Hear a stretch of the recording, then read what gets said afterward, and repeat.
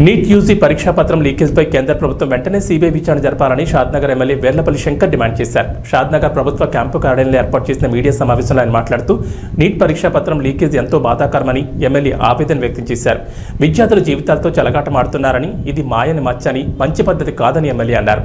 ఇద్దరు నిందితులు నితీష్ కుమార్ మరియు అమిత్ ఆనంద్ నీట్, బీపీఎస్సీ మరియు యూపీఎస్సీ వంటి ప్రతిష్టాత్మక పరీక్షల ప్రశ్నపత్రాలను లీక్ చేసే ముఠాలో భాగస్వాములని ఆరోపించారు. బీహార్లోని దానాపూర్ టౌన్ కౌన్సిల్లో జూనియర్ ఇంజనీర్గా పనిచేస్తున్న సికిందర్ ప్రసాద్ యాదవేందు తమను సంప్రదించినట్లు నితీష్ మరియు ఆనంద్ ఒప్పుకున్నారని ఈ సందర్భంగా మీడియా సమావేశంలో పేర్కొన్నారు. ప్రశ్నాపత్రాల కోసం యాదవేందు నుంచి నితీష్ ఆనంద్ 32 లక్షలు వసూలు చేస్తారని విమర్శించారు. ఈరోజు చాలా బాధాకరం. గతంలో రాష్ట్రాలలో మెడికల్ ఇంజనీర్ గురించి రాష్ట్ర స్థాయిలో ఎంసెట్ నిర్వహించేది ప్రభుత్వాలు.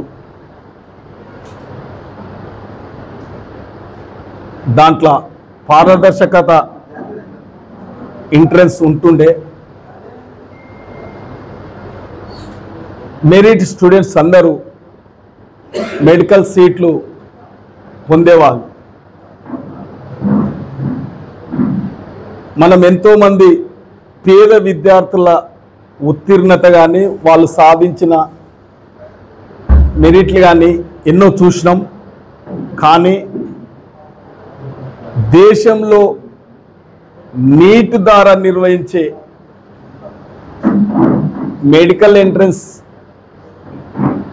ఇవాళ దేశంలో ఈ ప్రభుత్వం వల్ల ఆ నీట్ ఎంట్రన్స్ నిర్వహించడంలో పూర్తిగా కేంద్ర ప్రభుత్వం విఫలమయ్యింది. విద్యార్థుల యొక్క జీవితాలతో చెలగాటమాడే విధంగా కూడా ఈ ప్రభుత్వం ప్రవర్తిస్తున్నది. ఎంట్రన్స్ కంటే 24 గంటల ముందే కొన్ని రాష్ట్రాలలో నీట్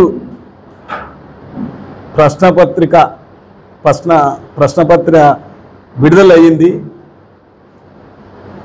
ఒకే రాష్ట్రంలో 63 మందికి ఒకే ర్యాంక్ రావడం దానికి నిదర్శనం ఇదే. ఎంట్రన్స్ ప్రశ్నపత్రిక ముందే విడుదలయ్యి ఇవాళ ఎంతోమంది విద్యార్థులు నష్టం జరిగింది. మన రాష్ట్రంలో కూడా చాలామందికి నష్టం జరిగింది. కాబట్టి కాంగ్రెస్ పార్టీ డిమాండ్ ఇటువంటి లీకేజీలు కాకుండా, విద్యార్థుల జీవితాలతో చెలగాటమాడకుండా పారదర్శకంగా నీట్ ఎంట్రన్స్ మళ్ళొకసారి నిర్వహించాలి. అప్పుడే విద్యార్థులకు న్యాయం జరుగుతుంది. కాబట్టి నేను కూడా షాద్నగర్ నియోజకవర్గం తరఫున నా డిమాండ్ ఏంటంటే నీట్ ఎగ్జామ్ మళ్ళీ నిర్వహించాలనేది మా డిమాండ్. ఇది కూడా నెట్ రద్దు చేసి మళ్ళా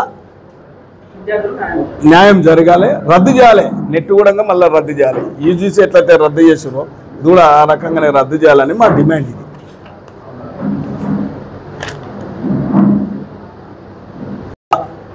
ఎంట్రన్స్ ప్రశ్నపత్రిక లీక్ చేసిన వారిపై కఠిన చర్యలు ఉండాలి.